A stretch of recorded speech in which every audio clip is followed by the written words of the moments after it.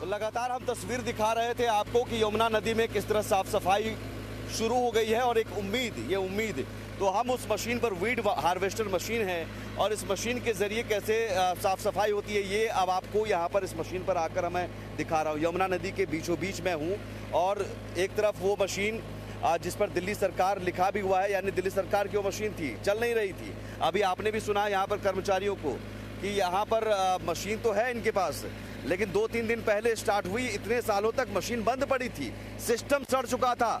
यमुना नदी मैली नहीं थी, सिस्टम मैला था, सिस्टम में के मन में कहीं ना कहीं मैल था, सिस्टम करना नहीं चाह रहा था। और यहाँ पर देखिए किस तरह से ये साफ सफाई होती है।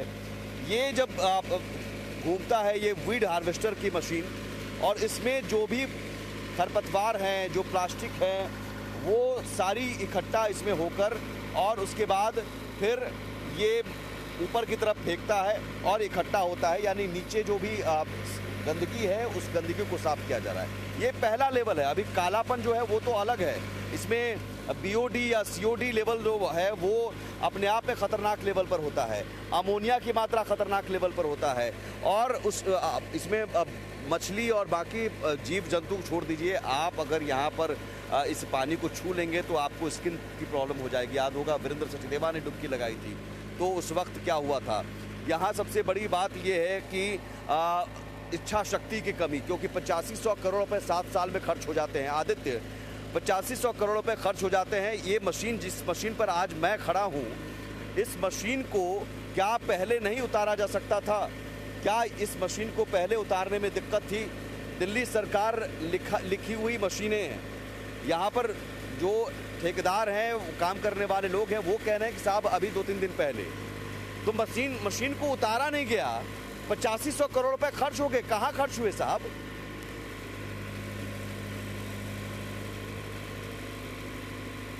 ने बहुत ही बड़ा सवाल पूछा है और ये आत्मसात करना चाहिए पिछली सरकारों को और समझना चाहिए आने वाली सरकारों को। कहते हैं कि मंजिल मिल ही जाएगी भटकते भटकते, गुमराह तो वो है जो घर से निकले ही नहीं।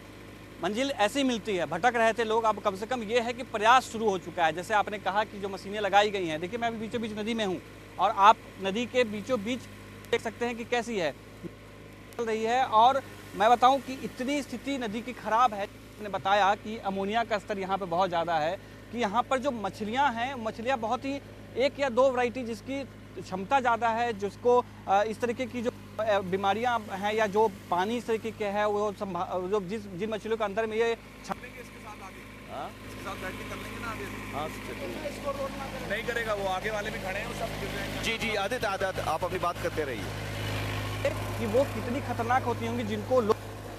उसके बाद जैसे आपने कहा कि पहले नहीं उतारी गई, इसलिए उतारी गई कि सिर्फ चुनावी मुद्दा था, सिर्फ चुनावी मुद्दा रखा जा रहा था ताकि यमुना के नाम पर वोट जो है वो लिया जा सके, मतदान में उसका इस्तेमाल करके जो है उसका इस्तेमाल किया जा सके, लेकिन यमुना को जस का तस बनाया जा सके।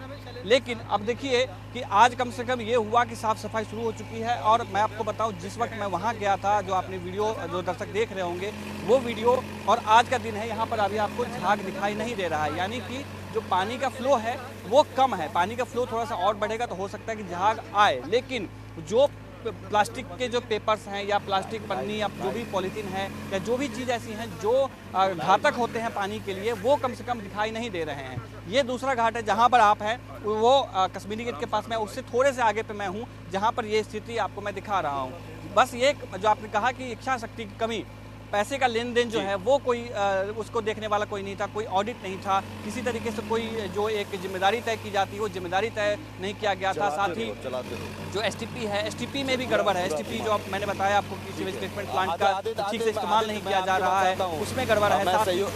जी मैं आपके पास आता हूँ। ये एक बार फिर से मैं चाहूँगा, अब ये मशीन चल रही है, इस मशीन के साथ जो यहाँ पर चलाने वाले हैं उनके साथ मैं आ चुका हूँ। 1 सीटर है और ये कितनी पुरानी मशीन होगी?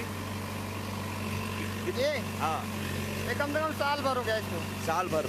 ये मशीन क्या पहले यमुना नदी में उतारी गई है? ये पहले नाला में चलती थी, आप अभी चलाते रहिए, पूरा घुमाते रहिए, आपको दिक्कत नहीं। पहले नाला में चलती थी, फिर यहाँ पे आई है। पहली बार यमुना नदी में उतारी गई है। अच्छा, इससे कितने दिन में आप साफ हो जाएगा और कितना एरिया साफ हो जाता है?